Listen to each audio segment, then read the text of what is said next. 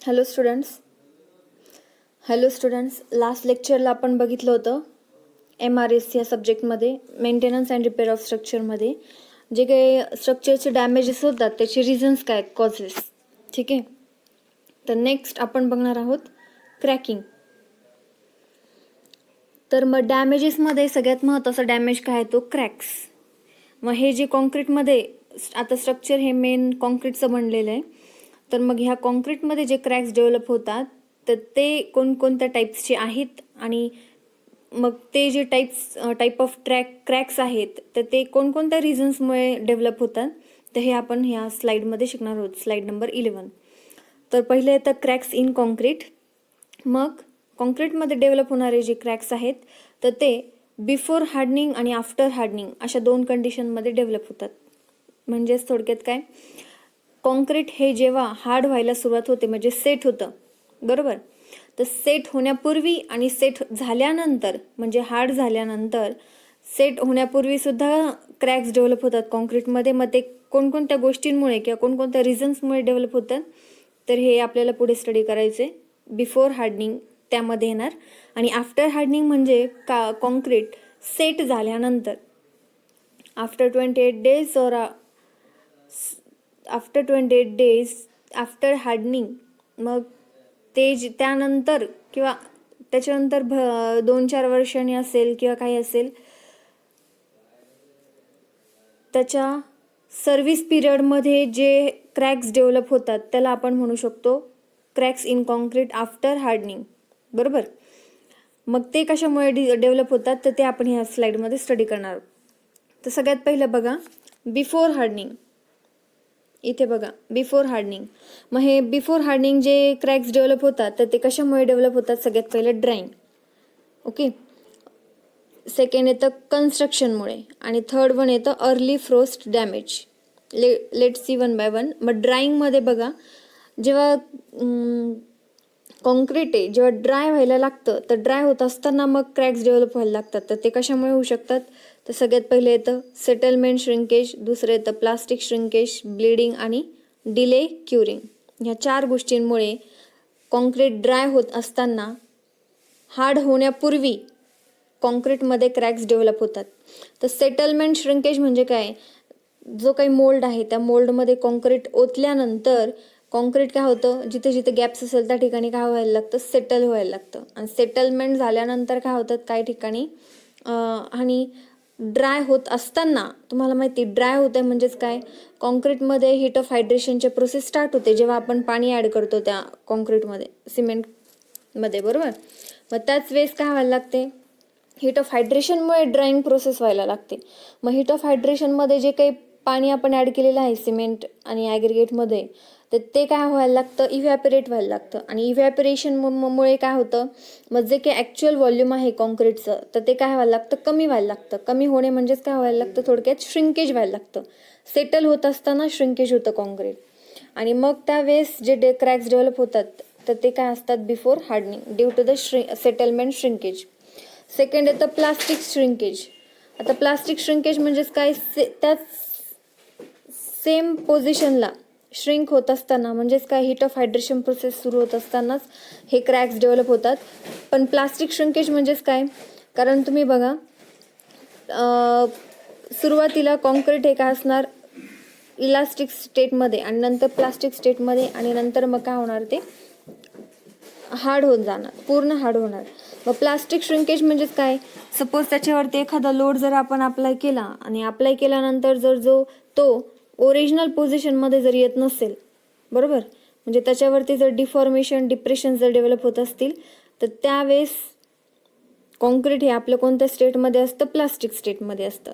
मग त्या प्लास्टिक स्टेटमध्ये जोपर्यंत कॉन्क्रीट आहे तेव्हा त्यावेळेस जे श्रिंकेजमुळे जे क्रॅक्स डेव्हलप होतात त्याला आपण म्हणू शकतो प्लास्टिक श्रिंकेज. थर्ड वन काय येतं, ब्लिडिंग म्हणजेच काय, जेव्हा कॉन्क्रीट तयार करत असताना आपण एक्सेस वॉटर यूज करतो आणि एक्सेस वॉटर यूज केल्यामुळे किंवा इम्प्रॉपर कॉम्पॅक्शनमुळे जे एक्सेस वॉटर येते वरती येतं, कॉन्क्रीटच्या वरती एक्सेस वॉटर येतं आणि त्याला आपण काय म्हणतो, ब्लिडिंग. मग ह्या गोष्टीमुळे सुद्धा काय होऊ शकते, क्रॅक्स डेव्हलप होऊ शकतात. बिफोर हार्डनिंग क्रॅक्स डेव्हलप होऊ शकतात. Next delay curing. आता क्युरिंग म्हणजेच काय, आता बघा कॉन्क्रीट पोर केल्यानंतर जेव्हा ते सेट होतं, बरोबर, इनिशियल सेटिंग टाइम काय आहे कॉन्क्रीटचा, हाफ ॲन आवर, बरोबर, आणि फायनल सेटिंग टाइम काय आहे मग कॉन्क्रीटचा, इनिशियल सेटिंग टाइम आहे आपला हाफ आवर आणि फायनल सेटिंग टाइम आहे 600 मिनिट्स. मग आफ्टर दॅट मग म्हणजेच काय, थोडक्यात ते पूर्ण सेट झालेलं असतं कॉन्क्रीट. मग त्यानंतर काय होतं, आपण 2-4 दिवसानंतर आपण काय करायला लागतो, कॉन्क्रीटच्या याच्यावरती पाणी मारणं हे फार गरजेचं असतं, त्याला आपण म्हणतो क्युरिंग, बरोबर. कन्स्ट्रक्शनमध्ये बघा, एखादा स्लॅब किंवा काही कास्ट केला आणि फॉर्मवर्क रिमूव्ह केल्यानंतर त्याला पाणी मारण्याची गरज असते, त्याला आपण क्युरिंग म्हणतो. मग जर पाणी लवकर मारलं नाही, बरोबर, वेळेवर, तर त्याला जर उशीर झाला तर त्यामुळे काय होणार, जे काही मॉइश्चर त्याच्यामध्ये आता after removing of formwork remove केल्यानंतर जे काही मॉइश्चर आहे, पण तुम्ही क्युरिंग केलेली नाही आहे सध्याला, मग त्यामुळे काय होणार, जे काही मॉइश्चर आहे ते हीट ऑफ हायड्रेशनमुळे आणखीन काय होणार, उडून जाणार आणि त्यामुळे काय होणार, मग श्रिंक होणार कॉन्क्रीट, बरोबर. मॉइश्चर उडून गेल्यानंतर काय होणार, जिथं पाण्याची जागा होते मग तिथे काय होणार, एअर गॅप होणार. एअर म्हणजेच काय, थोडक्यात क्रॅक्स डेव्हलप होणार. आणि मग हे कशामुळे डेव्हलप होणार, मग ते क्रॅक्स क्युरिंग उशिरा केल्यामुळे डेव्हलप होणार. हे झालं ड्राईंगचे क्रॅक्स बिफोर हार्डनिंग. नेक्स्ट येतं कन्स्ट्रक्शन. तर कन्स्ट्रक्शनमुळे कोणकोणत्या गोष्टींमुळे क्रॅक्स डेव्हलप होऊ शकतात कॉन्क्रीटमध्ये बघा, फॉर्मवर्क मुवमेंट, बीम किंवा कॉलमचं बघा, कॉलमचं जर तुम्ही बघितलं तर 4 बाजू असतात, 4ही बाजूला 4 फळ्या लावून काय केलं जातं, फॉर्मवर्क व्यवस्थित प्लेस केलं जातं. मग त्यामध्ये जर फॉर्मवर्क जर लूजली टाईट केलेलं असेल, बरोबर, त्या फळ्या जर व्यवस्थित टाईट केल्या नसतील आणि एखादी नट बोल्ट जर व्यवस्थित असेल आणि त्यामुळे जर फॉर्मवर्कची मूव्हमेंट झाली तर त्यामुळे त्या ठिकाणी काय होणार, मग कॉन्क्रीट हलणार आणि त्या ठिकाणी मग काय डेव्हलप होणार, क्रॅक्स डेव्हलप होणार. पुढे येतं एक्सेस व्हायब्रेशन, बरोबर. आता तुम्हाला माहिती आहे सगळ्यांना, कॉन्क्रीट ओतल्यानंतर प्रॉपर कॉम्पॅक्शनची पण गरज असते. कॉम्पॅक्शन करायची का गरज पडते, कारण जो काही एअर एनट्रॅप केली गेली आहे तर ते एअर त्याच्या कॉन्क्रीटमध्ये राहू नये म्हणून ती इव्हॉल्व होऊन बाहेर जावी म्हणून आपण काय करतो, व्हायब्रेशन निडल किंवा वेगवेगळ्या मेथड्स यूज करून आपण काय करतो, कॉन्क्रीटमधले जो एअर गॅप आहे किंवा एनट्रॅप एअर आहे ती काढतो. पण दुसरी गोष्ट, हार्ड होण्यापूर्वी जर आजूबाजूला किंवा मग त्यावेळेस एक्सेस व्हायब्रेशन जर असतील, मग एक्सेस व्हायब्रेशनमुळे काय होणार, ते जेव्हा कॉन्क्रीट जेव्हा सेट व्हायला सुरुवात होणार, बरोबर, त्यावेळेस काय होणार, मग ते क्रॅक्स डेव्हलप होणार त्याच्यामध्ये. पुढे येतं सबग्रेड सेटलमेंट म्हणजेच काय, थोडक्यात आता रोड घ्या, रोड सरफेसमध्ये सबग्रेड लेअर असतो. मग जर खालची जी जमीन आहे ती जर तिची बिअरिंग कॅपॅसिटी जर कमी असेल आणि ती जर खाली सेटल होत असेल due to the heavy load, बरोबर, स्ट्रक्चरचा लोड ती सहन करू शकत नाही आहे आणि त्यामुळे ती खाली सरकत असेल तर काय होणार, मग क्रॅकचे कॉन्क्रीटमधले जे काही पार्ट्स आहेत, आपलं कॉन्क्रीटचं जे मास आहे तो काय होणार, डिस्प्लेस होणार, एका काही वरती खालती होणार, म्हणजेच काय, अंडुलेशन्स डेव्हलप होणार आणि मग काय होणार, क्रॅक्स डेव्हलप होणार. आणि लास्ट फिनिशिंग, प्रॉपर फिनिशिंग जर केली नाही, बघा स्लॅब कन्स्ट्रक्शन चालू असताना आपण कॉन्क्रीट ओततो सगळीकडे, ओतल्यानंतर त्याला प्रॉपरली काय केलं जातं, कॉम्पॅक्ट केलं जातं आणि नंतर मग काय, एक बोर्ड असतो मोठा, त्यांनी काय केलं जातं, लेवल केलं जातं, म्हणजे फिनिश केलं जातं, व्यवस्थित प्रॉपरली फिनिश केलं जातं. आणि हे जर नाही केलं तर काय होणार, मग क्रॅक्स डेव्हलप होणार. ठीक आहे. पुढचे येतं आफ्टर हार्डनिंग. हार्ड झाल्यानंतर मग क्रॅक्स कोणते कशामुळे डेव्हलप होऊ शकतात. तर पहिलं तर अनसाऊंड मटेरियल, म्हणजे जे रिक्वायरमेंट आहे, म्हणजे आता कॉन्क्रीटमध्ये मेन मटेरियल कोणकोणते यूज केले जातात, सिमेंट, ॲग्रिगेट आणि सँड, बरोबर. मग त्यामध्ये excess silt, mud, dust use केले गेले असतील तर मग त्या गोष्टींमुळे काय होणार, क्रॅक्स डेव्हलप होणार कॉन्क्रीटमध्ये. ॲग्रिगेट जर प्रॉपर यूज केले नसतील, बेटर क्वालिटीचे यूज केलेले तर तुमच्या याच्यामध्ये काय होणार, कॉन्क्रीटमध्ये क्रॅक डेव्हलप होणार. सिमेंट जर प्रॉपर नसेल, लो क्वालिटीचं सिमेंट असेल तर काय होणार, क्रॅक्स डेव्हलप होणार. Long term drawing shrinkage. Next काय तर लॉंग टर्म ड्राईंग श्रिंकेज. आता तसं पूर्ण काय होणार, 600 मिनिट्स नंतर सुद्धा फायनल सेटिंग टाईम 600 मिनिट्स आहे, त्यानंतर सुद्धा काय होत जातं, श्रिंकेज फिनॉमिनॉन हा कॉन्क्रीटमध्ये असतो, श्रिंक होत चालतं. मग ही टर्म जी आहे श्रिंकेजची, ही जी टर्म आहे ती खूप लाँग टर्म आहे, म्हणजे लाँग प्रोसेस आहे, लाँग टाईम पिरियड आहे, जास्त वेळेची प्रोसेस आहे. मग ह्या प्रोसेसमध्ये सुद्धा काय होत जातात, मग जेवढं श्रिंकेज होईल त्याच्यानुसार काय होणार, मग क्रॅक्स डेव्हलप होणार. कारण श्रिंकेज होत आहे म्हणजेच काय, जे काही मॉइश्चर आहे कॉन्क्रीटमधलं ते उडून जातं आहे, आणि मग ज्या ठिकाणी पाणी होतं त्या ठिकाणी काय मग क्रॅक्स डेव्हलप होतात. कारण पाणी उडून गेल्यानंतर तिथली जागा रिकामी राहणार, आणि त्या रिकाम्या जागेलाच आपण काय म्हणणार, क्रॅक्स म्हणणार. पुढे येतं थर्मल. आता सगळ्यांना माहिती आहे टेम्परेचरमुळे काय होऊ शकतं, टेम्परेचर जर व्हॅरिएशन जास्त होत असेल, सपोज एखादी भिंत आहे, भिंतीच्या पलीकडे जर थंड हवामान असेल आणि भिंतीच्या अलीकडे म्हणजे एका बाजूला थंड आणि दुसऱ्या बाजूला जर उष्ण हवामान असेल, आणि त्या दोघांमध्ये जर टेम्परेचर व्हॅरिएशन होत असेल तर त्या भिंतीवरती काय होत चालतो, त्याचा परिणाम होत चालतो, बरोबर. कारण इकडे थंडी तिकडे उष्ण हवामान, आणि त्यामुळे जे टेम्परेचर व्हॅरिएशन तयार होतं त्याच्यामुळे सुद्धा क्रॅक्स डेव्हलप होतात. मग ते कशामुळे, कारण बघा temperature leads to heat of hydration. कारण हीट ऑफ हायड्रेशनमुळे काय होतं, टेम्परेचर इन्क्रीज होतं. एक्सटर्नल टेम्परेचरमुळे सुद्धा काय होतं, थर्मल व्हॅरिएशन होतं. मग जॉईंट्स इन कॉन्क्रीटमधले जे काही जॉईंट्स आहेत, बरोबर, थोडक्यात कॉन्क्रीटमधले जॉईंट्स कोणते, ज्या ठिकाणी बीम आणि स्लॅब एकत्र येतात किंवा ज्या ठिकाणी बीम आणि कॉलम एकत्र येतात, बरोबर. मग त्या पोर्शनला काय होतं, त्या पोर्शनला सपोज टेम्परेचर जर व्हॅरिएशन असेल, टेम्परेचर, मग त्यामुळे काय होणार, कॉन्क्रीटमध्ये क्रॅक्स डेव्हलप होणार. इलेव्हेटेड टेम्परेचर, कॉन्क्रीटमध्ये जर टेम्परेचर इन्क्रीज झालं तर त्यामुळे सुद्धा काय होणार, थर्मल क्रॅक्स डेव्हलप होणार. फ्रीजिंग आणि थॉईंग म्हणजेच काय, टेम्परेचर वाढतंय कमी होते म्हणजेच थोडक्यात काय, स्टेबल टेम्परेचर राहत नाही, बरोबर. टेम्परेचरमध्ये व्हॅरिएशन होतं आहे. मग ह्या गोष्टींमुळे सुद्धा क्रॅक्स डेव्हलप होतात. आणि पुढचे काही रिझन्स आहेत बघा, मॉइश्चर मूव्हमेंट, ट्रान्झिशन झोन. आता मॉइश्चर मूव्हमेंट म्हणजेच काय, कॉन्क्रीटमध्ये जे काही मॉइश्चर आहे त्याची जर मूव्हमेंट होत असेल एका जागेवरून दुसरीकडे, म्हणजेच थोडक्यात काय, पाण्याची मूव्हमेंट जर होत असेल एका जागेकडून दुसरीकडे, मग काय होणार, अगोदर ज्या ठिकाणी पाणी होतं किंवा ज्या ठिकाणी मॉइश्चर होतं तिथून ते दुसऱ्या जागेला गेले, त्या म्हणजेच काय, तिथली जागा रिकामी झाली, म्हणजेच त्या ठिकाणी काय डेव्हलप झालं, मग क्रॅक्स डेव्हलप झालं. ओके. आता ट्रान्झिशन झोन म्हणजेच काय, तुम्हाला माहिती आहे आता कॉम्प्रेशन आणि टेन्शन असे दोन प्रकारचे झोन असतात, बरोबर. मग ट्रान्झिशन झोन म्हणजेच काय, लोड ॲक्ट जेव्हा बीमवरती, स्लॅबवरती, कॉलमवरती लोड ॲक्ट होत चालतो तेव्हा लोडचं जसं व्हॅरिएशन होत जाईल तसं त्याच्यामध्ये काय होतं, म्हणजे लोड कॉम्प्रेशनकडून टेन्शनमध्ये जात असेल किंवा टेन्शनकडून कॉम्प्रेशनमध्ये जात असेल तर आपण काय म्हणतो, त्याला ट्रान्झिशन झोन म्हणतो. मग त्या ठिकाणी ज्या ठिकाणी लोडचं व्हॅरिएशन होतं त्याला आपण ट्रान्झिशन झोन म्हणतो.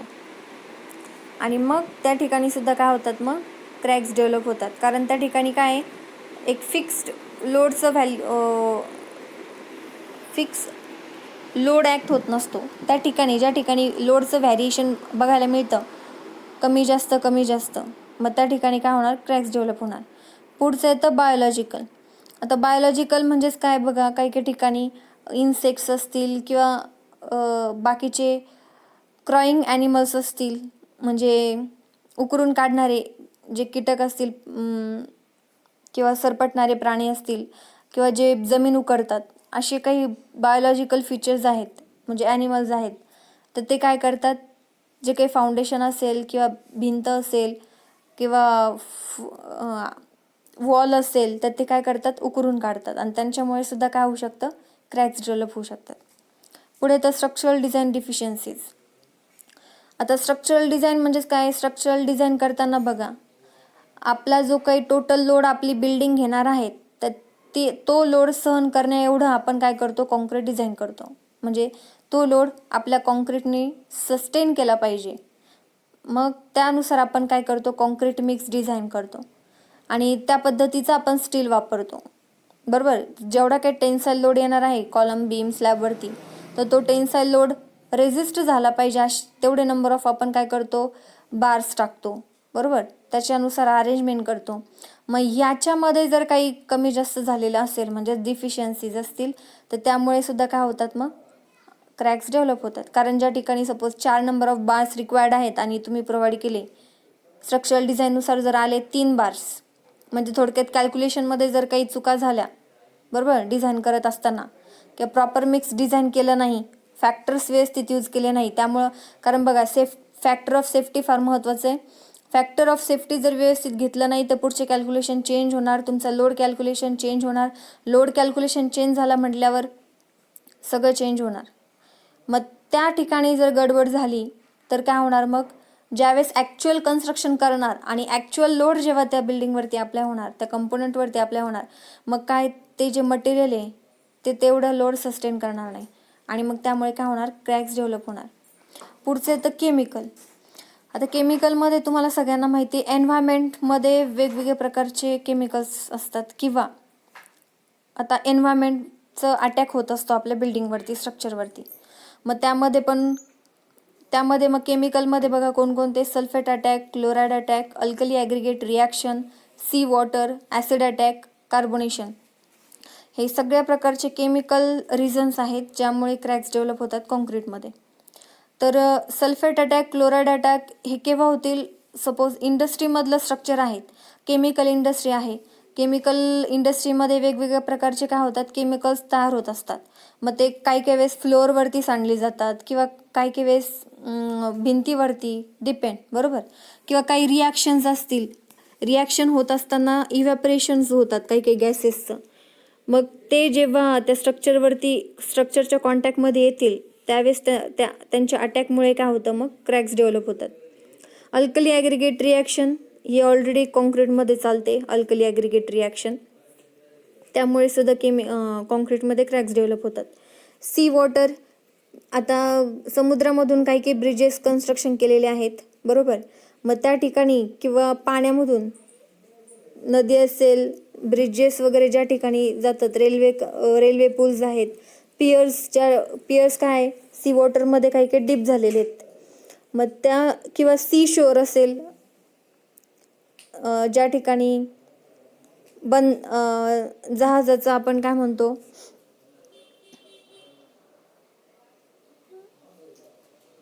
ज्या ठिकाणी जहाज कन्स्ट्रक्शन केले जातात तर ते सी साईडला असतात, बरोबर, समुद्राच्या कडेला असतात.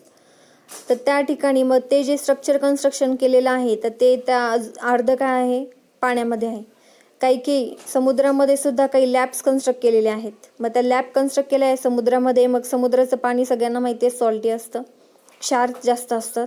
मग त्या क्षारचा इफेक्ट कशावरती होणार, कॉन्क्रीट सरफेसवरती होणार आणि मग त्याच्यामुळे सुद्धा काय होतात, क्रॅक्स डेव्हलप होतात. ॲसिड अटॅक मग एक तर इंडस्ट्री जर असेल, इंडस्ट्रीमध्ये जर ॲसिड यूज होत असेल त्याच्या प्रमाणामुळे सुद्धा कॉन्क्रीटवरती परिणाम होऊ शकतो, क्रॅक्स डेव्हलपमेंट. किंवा एन्व्हायरमेंटमध्ये एक मेजर इश्यू आहे ॲसिड रेन, सगळ्यांना माहिती आहे. तर ॲसिड रेन ज्या ठिकाणी होईल तर त्या ॲसिड रेनमुळे काय होतं, मग हवेमध्ये जर ॲसिडचं प्रमाण असेल किंवा पावसामध्ये जर ॲसिडचं प्रमाण असेल, ॲसिड रेन जर झाला तर तो काय होणार, स्ट्रक्चरवरती पडणार. मग तो पाऊस पूर्ण बिल्डिंगवरती पडल्यानंतर काय होणार, त्याचं रिॲक्शन आपल्या कॉन्क्रीटवरती होणार आणि मग काय होणार, कॉन्क्रीटमध्ये क्रॅक्स डेव्हलप होणार. नेक्स्ट येतं कार्बोनेशन. तर कार्बोनेशन प्रोसेस म्हणजेच काय, थोडक्यात ती करोजनची इनिशियल प्रोसेस असते. कॉन्क्रीटमध्ये ज्या कार्बन डायऑक्साईडच्या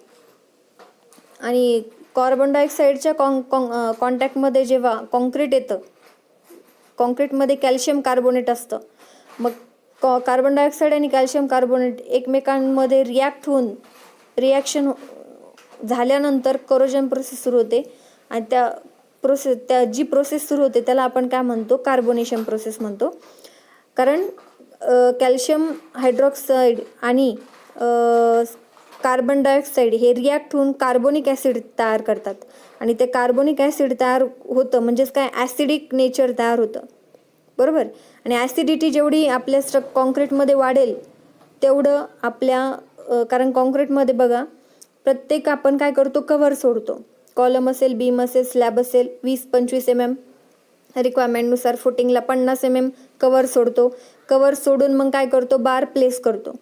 मग काय होतं, बाहेरचं जे काही ॲटमॉस्फिअरमधलं जे कार्बन डायऑक्साईड आहे तर ते आतमधल्या कॅल्शियम कार्बोनेटसोबत रिॲक्ट होतं कॉन्क्रीटच्या थ्रू द क्रॅक्स. कारण मेन रिझन काय आहे, आपलं जे करोजन होतं स्टीलचं आपल्या स्ट्रक्चरमधल्या, तर ते कशामुळे होतं, जर क्रॅक्स डेव्हलप झाले बिल्डिंगला तर मग त्या क्रॅकमध्ये काय होणार, कार्बन डायऑक्साईड घुसणार. मग तो कार्बन डायऑक्साईड काय होणार, कॉन्क्रीट कॅल्शियम कार्बोनेट सोबत रिॲक्ट होणार, कार्बोनिक ॲसिड तयार होणार आणि मग ती ही जी प्रोसेस आहे मग ती हळूहळू काय होणार, पुढे जात जाणार. सपोज हा तुमचा कॉलम आहे आणि ह्या ठिकाणी बार आहे, बरोबर, उभा बार. मग काय होणार, इथं सपोज ह्या सरफेसला क्रॅक्स डेव्हलप गेलेला आहे. मग काय होणार, CO2 रिॲक्ट होणार इथे कॉन्क्रीट सोबत आणि मग कार्बोनिक ॲसिड तयार होणार. मग हळूहळू ती प्रोसेस काय होणार, आतमध्ये सरकणार आणि मग हा जो पूर्ण कव्हर आहे तो पूर्ण काय होणार, ॲसिडिक नेचर होणार, कारण तिथं पूर्ण कार्बोनेशन प्रोसेस झालेली असेल. आणि जेव्हा हा ॲसिड कार्बोनिक ॲसिड जेव्हा या स्टीलच्या कॉन्टॅक्टमध्ये येईल तेव्हा काय होणार, मग करोजन स्टार्ट होईल, बरोबर. कारण अल्कलाईन नेचर असलं पाहिजे आपल्या कॉन्क्रीटचं. जेव्हा हे अल्कलाईन नेचर कमी होऊन ॲसिडिक नेचर होईल आपल्या कॉन्क्रीटचं तेव्हा करोजनचे चान्सेस जास्त होतात. आणि लास्ट वन काय येतं, corrosion of reinforcement due to the carbonation, बरोबर. मग रेनफोर्समेंटचं जेव्हा करोजन होतं मग त्यानंतर काय होतात, मग क्रॅक्स काय होतात, मग डेव्हलप होतात. हे एक रिझन आहे आफ्टर हार्डनिंग, बरोबर. कॉन्क्रीट हार्ड झाल्यानंतर या सगळ्या रिझनमुळे काय होतं, मग क्रॅक्स डेव्हलप होतात. आणि बिफोर हार्डनिंग या 3 रिझनमुळे क्रॅक्स डेव्हलप होतात. एवढं लक्षात ठेवायचं. नेक्स्ट आपली स्लाइड काय आहे, डॅमेज इव्हॅल्युएशन ऑर असेसमेंट. मग हे जे काही डॅमेज होतं याचं असेसमेंट करणं फार गरजेचं आहे, इव्हॅल्युएशन करणं फार गरजेचं आहे. कशासाठी, किती डॅमेज झालं आहे, कुठं डॅमेज झालं आहे, कशा प्रकारचं डॅमेज झालं आहे, बरोबर. हे ॲनालिसिस करणं का गरजेचं आहे, कारण ते ॲनालिसिस केल्यानंतर त्याच्यावरती आपण कोणत्या प्रकारचं रिपेअर केलं पाहिजे किंवा कोणत्या प्रकारची ॲक्शन घेतली पाहिजे हे आपल्याला कळतं किंवा त्याचा आपण काय करू शकतो, रिझल्ट काढू शकतो. मग त्यामध्ये बघा स्टेप्स, सगळ्यात पहिले तर philosophy of repairs. Philosophy of रिपेअर्समध्ये मग ही पहिली स्टेप असते फिलॉसॉफी ऑफ रिपेअर्स. म्हणजे याच्यामध्ये व्हिज्युअल इन्स्पेक्शन केलं जातं. व्हिज्युअल इन्स्पेक्शन म्हणजे थोडक्यात काय, कुठं क्रॅक गेला असेल तर मग तो बघितला जातो, किती मोठा क्रॅक आहे, छोटा क्रॅक आहे, मायक्रो क्रॅक आहे, मायनर क्रॅक्स आहे, बरोबर. मग ते केलं जातं. किंवा कुठे शेवाळ वगैरे तयार झालं असेल, बरोबर, म्हणजे बिल्डिंगचं काय आहे थोडक्यात डिफॉर्मेशन नाही पण डॅमेजेस झालेले आहे थोडक्यात ते, बरोबर. कुठं लिकेज असेल, बरोबर, स्पॉलिंग झालेलं असेल तर ते आपण व्हिज्युअल इन्स्पेक्शन करूया, किती मोठं झालं आहे, किती छोटं झालं आहे, जास्त झालं आहे, कमी झालं आहे.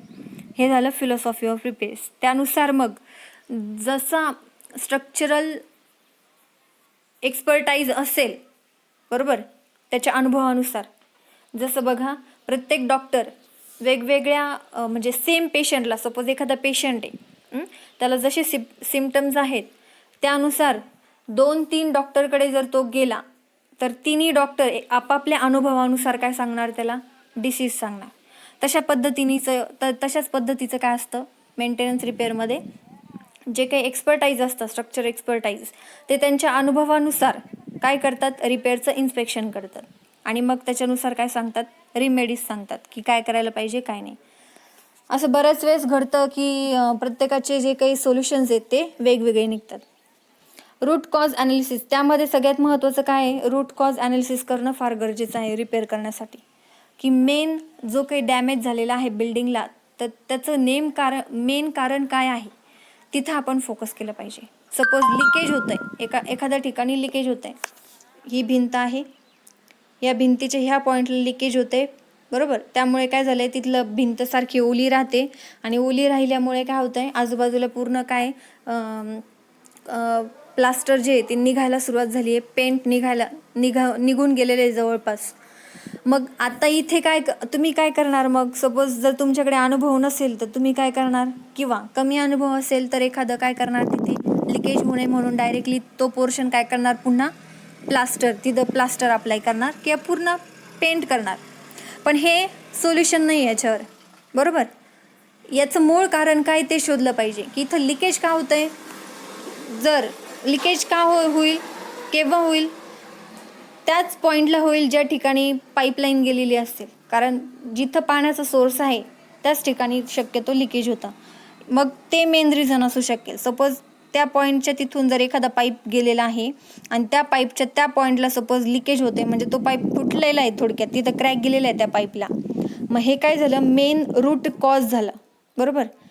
लिकेज होतंय तर कुठं, कशामुळे, कारण त्या भिंतीतून किंवा त्या स्ट्रक्चरमधून पाईप गेलेला आहे.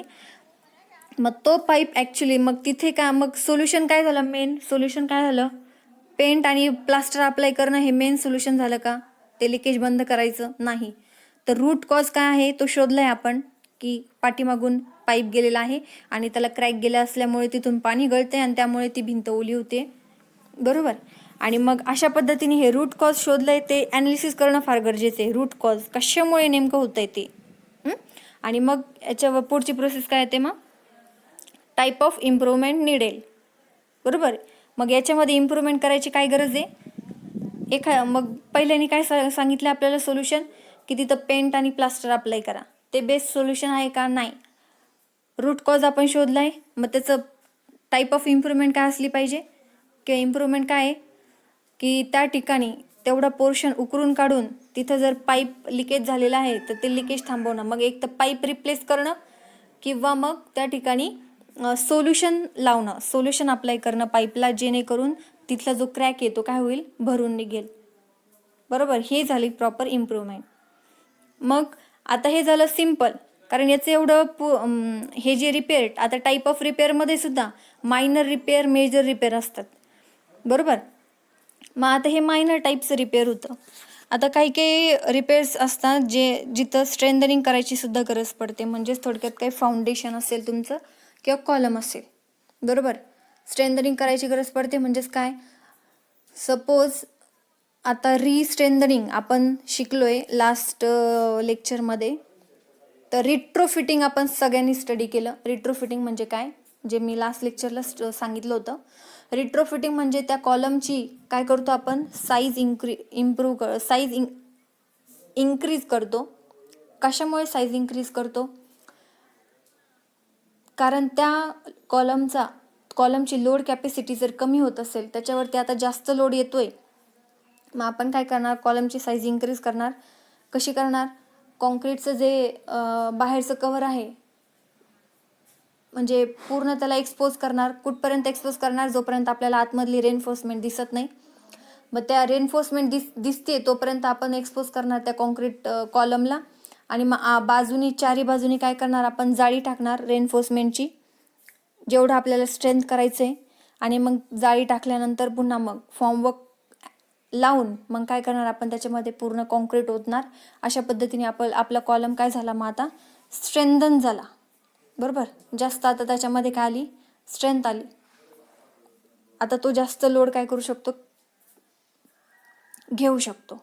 मग हे अशा पद्धतीने मग काय करू, ही जी प्रोसेस आहे ती काय झाली, स्ट्रेंथनिंग. किंवा मग ज्या ठिकाणी रिपेअरची गरज आहे त्या ठिकाणी रिपेअर करणं. आणि पुढे मग पण आता हे करण्यासाठी बघा, हे रिपेअर आणि स्ट्रेंथनिंग करण्यासाठी सुद्धा महत्त्वाची जी स्टेप येते ती म्हणजे स्टडी ऑफ मटेरियल प्रॉपर्टीज. कारण बघा, जे एक्सपर्टाईज असतात, बरोबर, जे डॅमेज इव्हॅल्युएशन करतात किंवा डॅमेज असेसमेंट करतात, तर तो एक वेगळा माणूस असणार, बरोबर. मग त्यांनी काय ते स्ट्रक्चर, ती जी काही बिल्डिंग आहे ती काही कन्स्ट्रक्ट केलेली नसणार आहे, बरोबर. कन्स्ट्रक्ट करणारा दुसरा कॉन्ट्रॅक्टर असेल, बिल्डर असेल दुसरा, आणि जो रिपेअर करणारा आहे तो वेगळा असेल, रिपेअरचं असेसमेंट करणारा वेगळा माणूस असेल. मग ती बिल्डिंग कन्स्ट्रक्शन करण्यासाठी कोणत्या पद्धतीचं, कारण आता तुम्हाला सगळ्यांना माहिती आहे सिमेंटचे वेगवेगळे टाईप आहेत, बरोबर. OPC cement, Portland cement, rapid hardening cement, असे वेगवेगळे टाईप्सचे सिमेंट्स आहेत. आता काही वेळेस काय होतं, जनरली नुसतं सिमेंट ॲड न करता त्याच्यामध्ये वेगवेगळ्या प्रकारचे ॲडमिक्सचरसुद्धा ॲड केले जातात, केमिकल ॲड केले जातात, जेणेकरून त्या कॉन्क्रीटची स्ट्रेंथ इम्प्रूव्ह होईल म्हणून. बरोबर. मग आता तो जो पोर्शन आहे किंवा सपोज एखादा कॉलम आहे तो त्या माणसाला रिपेअर करायचा आहे, पण रिपेअर करण्यासाठी त्या कॉलममध्ये कोणत्या पद्धतीचं सिमेंट किंवा कोणत्या पद्धतीचं कॉन्क्रीट किंवा कोणत्या ग्रेडचं कॉन्क्रीट यूज केलेलं आहे हे सगळ्यात पहिलं त्याला माहीत असलं पाहिजे.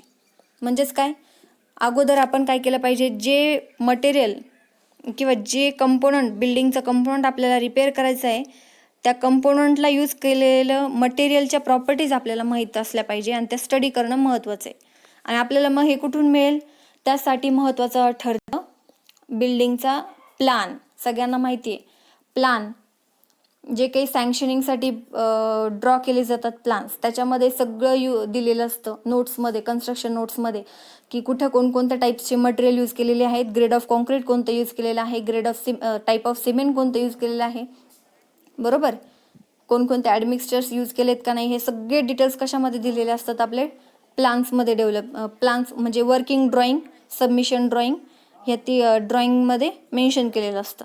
मग ते मिळवणं फार गरजेचं असतं आणि त्याचा अभ्यास करून मग त्या कॉलमला रिपेअर करायचं आहे तर मग त्याच टाईपचं ग्रेड तो काय करणार, तयार करणार, तेवढं कॉन्क्रीट तयार करणार आणि मग ते काय करणार, अप्लाय करून मग तो पोर्शन काय करणार, रिपेअर करणार.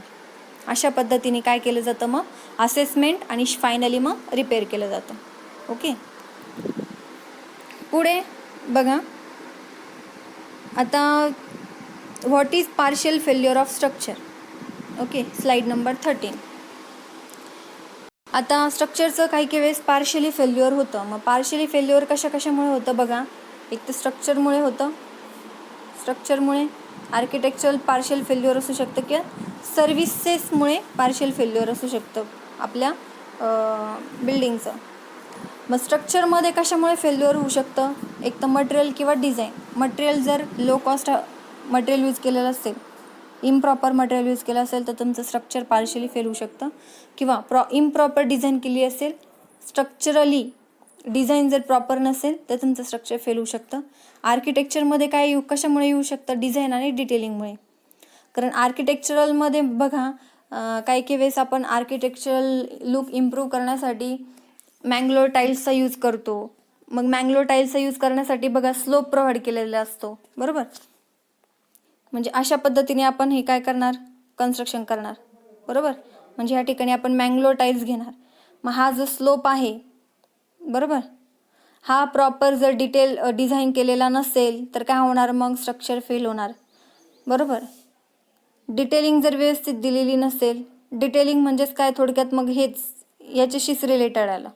कारण स्लोप किती प्रोव्हाइड केलेला आहे, टोटल इथून एवढी लेंथ किती आहे त्या स्लॅबची, बरोबर, पिच किती आहे, काय आहे, स्लोप किती प्रोव्हाइड करायचा आहे, ही जी डिटेलिंग आहे ड्रॉइंगमध्ये मेन्शन केली जाते, ती जर प्रॉपर डिटेलिंग मेन्शन केलेली नसेल तर काय होणार, स्ट्रक्चर फेल होणार. सर्व्हिसमध्ये काय होतं, डिझाईन आणि मेंटेनन्स सेम. सर्व्हिसमध्ये प्रॉपर डिझाईन केलेले नसलं तर मग मेंटेनन्सची गरज पडते आणि प्रॉपर मेंटेनन्स केलं नाही तर मग आपलं स्ट्रक्चर काय होऊ शकतं, पार्शियली फेल होऊ शकतं. पुढे स्ट्रक्चरल डॅमेजेस बघा कोणकोणते होतात. स्ट्रक्चरल डॅमेजेस, पहिलं मेंबर डिफॉर्मेशन, दुसरं येतं स्ट्रक्चरल क्रॅकिंग आणि तिसरं येतं मटेरियल क्रॅकिंग. स्ट्रक्चरल डॅमेजमध्ये काय काय येतं बघा. सगळ्यात पहिलं तर मेंबर डिफॉर्मेशन. सगळ्यांना माहिती आहे स्ट्रक्चरचे मेंबर कोणकोणते येतात, beam, footing, slab, column, wall, ठीक आहे, हे मेंबर आहेत. जेव्हा हे मेंबर डिफॉर्म होतात मग ते डिफॉर्म म्हणजेच काय, मग त्याच्यामध्ये काय काय होतं बघा, सॅगिंग होतं, स्वेईंग होतं, बकलिंग होतं आणि कॉम्प्रेशन. या 4 गोष्टी होऊ शकतात आणि त्यामुळं आपला मेंबर डिफॉर्म होतो. त्याचे आता फोटोज बघणार होता आपण. सॅगिंग म्हणजे काय, स्वेईंग म्हणजे काय, बकलिंग, कॉम्प्रेशन म्हणजे काय. सॅगिंग म्हणजेच थोडक्यात बेंडिंग, बरोबर. बीम किंवा स्लॅब काय होतो, बेंड होतो. ते काय झालं, आपलं मेंबर डिफॉर्म झाला. हे झालं स्ट्रक्चरल डॅमेज. स्वेईंग म्हणजे काय, थोडक्यात स्वे म्हणजे इन्क्लाइन होतं, इन्क्लाइन. ठीक आहे. तुम्ही लिनिंग टॉवर बघितला असेल पिसाचा, एक 7 वंडरपैकी एक आहे. तर काय झालं आहे, असा असायला पाहिजे, उभा असायला पाहिजे, तर तो काय कललेला आहे. म्हणजे थोडक्यात काय झालं, स्वे झालेला आहे, टिल्ट झालेला आहे. त्याला आपण काय म्हणतो, स्वेइंग. स्वेइंग हे जनरली कॉलममध्ये ऑब्झर्व करायला मिळतं. बकलिंग, बरोबर. बकलिंग म्हणजेच काय, थोडक्यात अशा पद्धतीचं डिफॉर्मेशन होणं. ठीक आहे. आणि कॉम्प्रेशन, कॉम्प्रेशन सगळ्यांना माहिती आहे. कॉम्प्रेशन टेस्ट केली असेल तुम्ही, कॉन्क्रीट क्यूबवरती कॉम्प्रेस होणं, ह्या 4 गोष्टी आपल्या मेंबरमध्ये डेव्हलप होतात. कॉम्प्रेशन आणि स्विंग कशामध्ये बघायला मिळतं, कॉलममध्ये. आणि सॅगिंग किंवा बकलिंग, सॅगिंग आपलं बीम किंवा स्लॅबमध्ये बघायला मिळतं. पुढचं स्ट्रक्चरल डॅमेज कोणतं येऊ शकतं, स्ट्रक्चरल क्रॅकिंग. स्ट्रक्चरमध्ये क्रॅक डेव्हलप होतात. मग क्रॅकचे 4 प्रकार आहेत, tensile crack, bending crack, shear crack आणि टॉर्जन क्रॅक. मग आता शियर आणि बेंडिंग मिळून टॉर्जन होतं, लक्षात असू द्या. ठीक आहे. मग टेन्साईल फोर्सेसमुळे जे क्रॅक डेव्हलप होतात त्याला आपण टेन्साईल क्रॅक म्हणतो. बेंडिंग फोर्सेसमुळे जे क्रॅक डेव्हलप होतात त्याला आपण बेंडिंग क्रॅक म्हणतो. शियर फोर्सेसमुळे जे क्रॅक डेव्हलप होतात त्याला आपण शियर क्रॅक म्हणतो. आणि टॉर्जन फोर्सेसमुळे जे क्रॅक डेव्हलप होतात त्याला आपण टॉर्जनल क्रॅक म्हणतो. आणि टॉर्जन ही जी ॲक्शन आहे ती केव्हा डेव्हलप होते, जेव्हा सायमल्टेनियसली शियर आणि बेंडिंग होत असते त्या मेंबरमध्ये किंवा कंपोनंटमध्ये. मग तेव्हा काय होते, टॉर्जन डेव्हलप होतं. आणि त्या टॉर्जनमुळे जो क्रॅक डेव्हलप होतो त्याला आपण टॉर्जनल क्रॅक म्हणतो. आणि शेवटी काय येतं, मटेरियल क्रॅक. मग मटेरियलमुळे जे क्रॅक डेव्हलप होतात त्याला आपण म्हणतो मटेरियल क्रॅकिंग. मग ते काय होऊ शकतं मटेरियलमध्ये, मटेरियलचं करोजन होऊ शकतं, स्टील थोडक्यात, बरोबर. जेव्हा स्टीलचं करोजन होतं तेव्हा व्हर्टिकल क्रॅक डेव्हलप होतो कॉलममध्ये किंवा बीम स्लॅब काय असेल, जिथून जसं बार गेलेला आहे.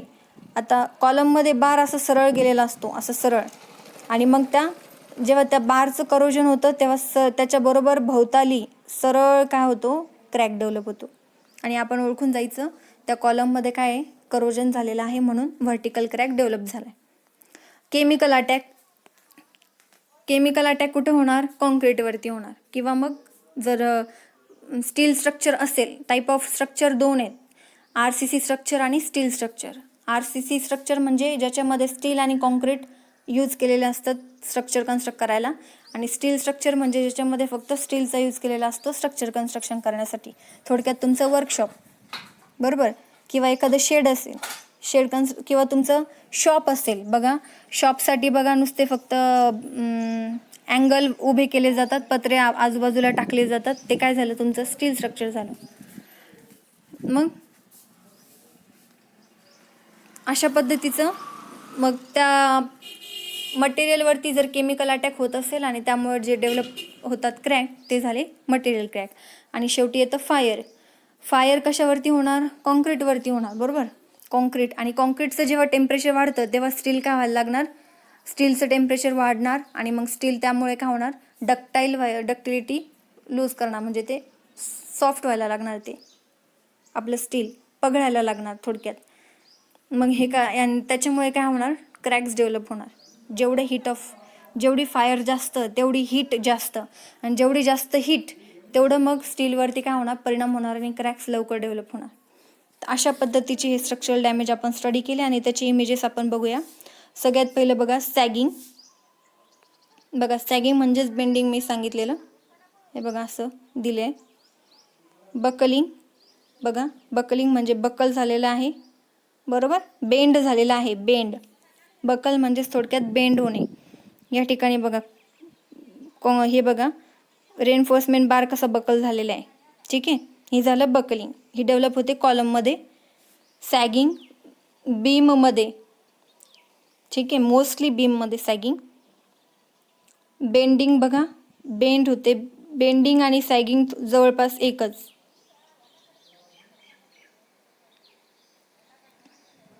हे बघा, ह्या ठिकाणी बेंडिंग झालेलं आहे, बीम. शियर. आता हे बघा, शियर म्हणजे शियर कसा ओळखायचा बघा. आता इथे बघा ह्या पोर्शनमध्ये बघा जिथं ॲरो दाखवलेला आहे त्या ठिकाणी बघा डायगोनल क्रॅक गेला आहे. डायगोनल क्रॅक म्हणजे तिरपा क्रॅक गेलेला आहे बघा, असा क्रॅक गेलेला आहे. मग असा क्रॅक ह्या ठिकाणी पण बघा इथे स्पष्ट दिसतोय क्रॅक, तिरपा क्रॅक गेलेला आहे. अशा पद्धतीने जेव्हा डायगोनली असा क्रॅक जातो म्हणजे 45 डिग्री अँगलला आहे बघा, असा 45 डिग्री अँगलला आहे. ह्या ठिकाणी असा गेला आहे 45 डिग्री अँगलला, बरोबर.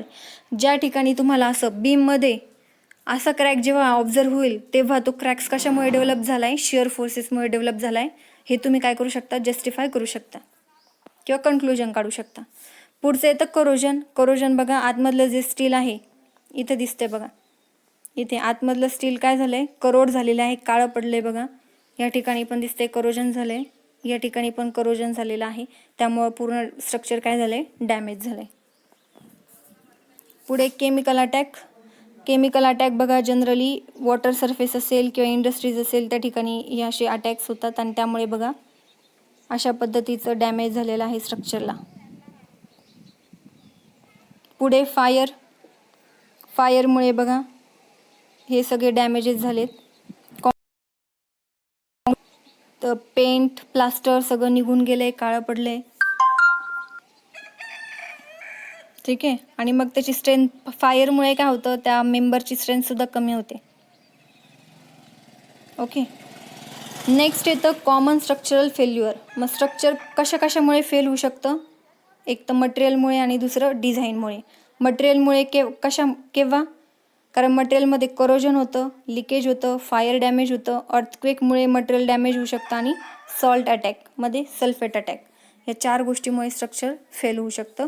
आता एक्सप्लेन करत नाही कारण ऑलरेडी हे सगळे पॉईंट्स आपण आत्ताच सगळे स्टडी केलेत. कारण अर्थक्वेकमध्ये काय होतं बघा, अर्थक्वेकमध्ये व्हायब्रेशन्स होतात खूप सारे आणि व्हायब्रेशनमुळे कॉन्क्रीट लूज पडतं आणि कॉन्क्रीट मग निघून येतं, ते आपण मटेरियल फेल्युअर म्हणू शकतो. डिझाईनमध्ये शिअर, बकलिंग, बेंडिंग आणि क्रशिंग. क्रशिंग म्हणजेच कॉम्प्रेशन, ठीक आहे. हे कशामुळे, लोड जेव्हा आपला एक्सेसिव्ह लोड होतो, मग कॉलम असेल एक्सेसिव्ह लोड होतोय कॉलमच्या कॅपॅसिटीपेक्षा, मग तो काय होणार, क्रश होणार म्हणजे क्रॅक जाणार, त्याच्यामध्ये बकल होणार म्हणजे बेंड होणार, बरोबर.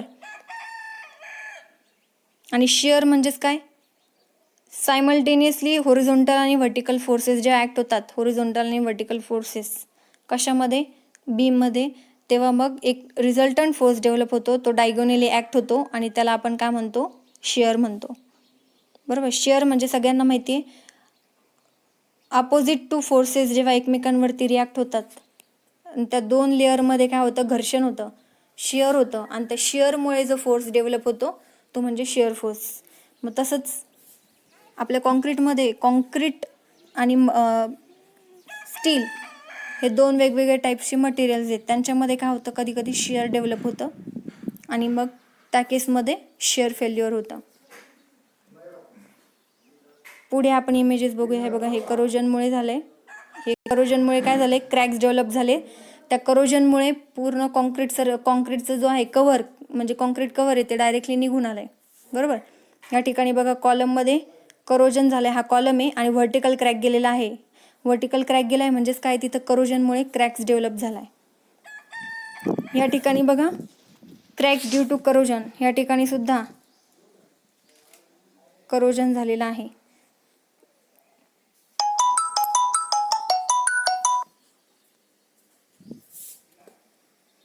ठीक आहे. या ठिकाणी बघा, इथं या ठिकाणी सुद्धा करोजनचे काही इमेजेस आहेत.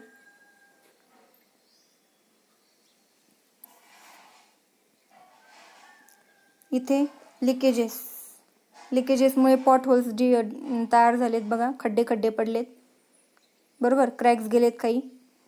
या ठिकाणी पेंट वगैरे सगळं रिमूव्ह झालंय, प्लास्टर जवळपास रिमूव्ह झालंय. या ठिकाणी बघा वॉटर क्लोजेट आणि टॉयलेट ब्लॉकमध्ये बघा लिकेज असल्यामुळे अशा पद्धतीचं स्पॉलिंग झालेलं आहे. या ठिकाणी हिरवा कलरचा सरफेस तयार झाला आहे, भिंतीचा कलर तिथे शेवाळ कारण तिथे सारखं लिकेज होतं आहे म्हटल्यावर अशा पद्धतीचं तयार झालं आहे. इथे बघा स्पॉलिंग, पापुद्रे निघतात डायरेक्ट पेंटचे, बरोबर. हे कशामुळे होते, लिकेजमुळे होत आहे. हे सुद्धा लिकेज आहे बघा, ज्या ठिकाणी ओपनिंग आहे त्या ठिकाणी लिकेज झाले. लिकेजमुळे अशा पद्धतीचं भिंतीवर परिणाम होतोय. पेंट पूर्ण निघून गेलाय. प्लास्टर पण फिगरमध्ये. या ठिकाणी पण separation leakage through separation crack. आता हे जे दोन कंपोनंट आहे भिंत आणि बीम, त्याच्यामध्ये एक क्रॅक गेलेला आहे, सेपरेशन क्रॅक म्हणतो. बरोबर, ते एकत्र दिसत नाही, आता वेगवेगळे दिसत आहेत. कशामुळे? तो होरिझॉन्टल क्रॅक जो गेला आहे त्याच्यामुळे. त्याला आपण सेपरेशन क्रॅक म्हणतो, कारण त्यांनी काय केलं आहे, बीमला आणि भिंतीला सेपरेट केलं आहे. मग त्या सेपरेशन क्रॅकमुळे ही एक काय म्हणतो आपण वॉटर टँक आहे. मग त्याच्यामुळे काय होतं आहे, तिथून काय होतं आहे, वॉटर पर्क्युलेट होतं आहे सेपरेशन क्रॅकमुळे. हे आणखीन काही इमेजेस आहेत जे लिकेजेसमुळे झालेले आहेत. हे फायर डॅमेजचे काही फोटोज आहेत. फायर डॅमेजमुळे करोजनसुद्धा होतं स्टीलमध्ये. या ठिकाणी बघा स्टीलचा कलर चेंज झालेला आहे. हे स्टील स्ट्रक्चर आहे जवळपास.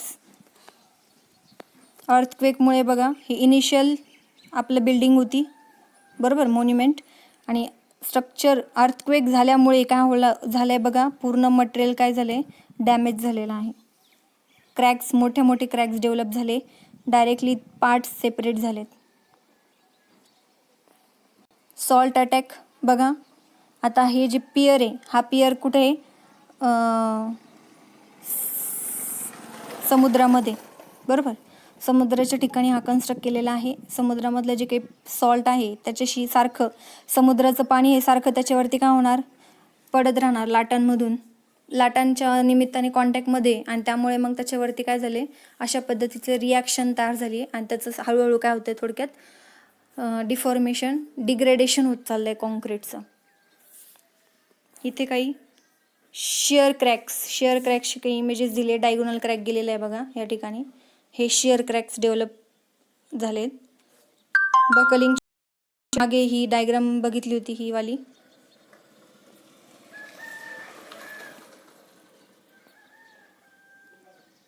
ओके, आहेत इमेजेस मागे बघितलेले आपण.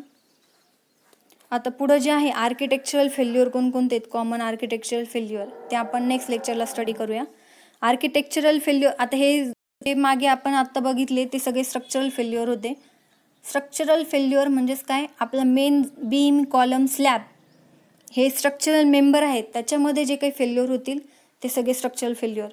आता आर्किटेक्चरल फेल्युअर म्हणजेच काय, आपले जी बिल्डिंगची जी ब्युटी आहे, ती ब्युटी खराब होणे, ते फेल्युअर म्हणजे आर्किटेक्चरल फेल्युअर. मग ते कशामुळे होऊ शकतं, हे सगळ्या गोष्टी आपण बघणार आहोत पुढे.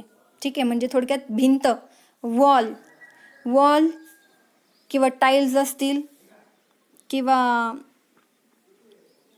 नॉन स्ट्रक्चरल मेंबर जे आहेत, बरोबर, पार्टिशन वॉल असतील, मेन वॉल्स असतील, फ्लोरिंग्ज असेल, याच्यावरती जे काही फेल्युअर होतं ते म्हणजे आर्किटेक्चरल फेल्युअर आपण कन्सिडर करू शकतो. किंवा आपण आर्किटेक्चरल लुक वाढवण्यासाठी पुढे बघा पोर्च कन्स्ट्रक्ट करताना 2 आर्किटेक्चरल डिझाईनवाले कॉलम्स टाकतो, गोल असेल, राऊंड, वेगवेगळे डिझाईनचे वगैरे, असे जे फेल्युअर्स, त्यांच्यामध्ये जे फेल्युअर्स होतात त्यांना आपण काय म्हणू शकतो, आर्किटेक्चरल फेल्युअर. मग ते कोणकोणते येतात ते आपण स्टडी करूयात नेक्स्ट लेक्चरमध्ये. थँक्यू.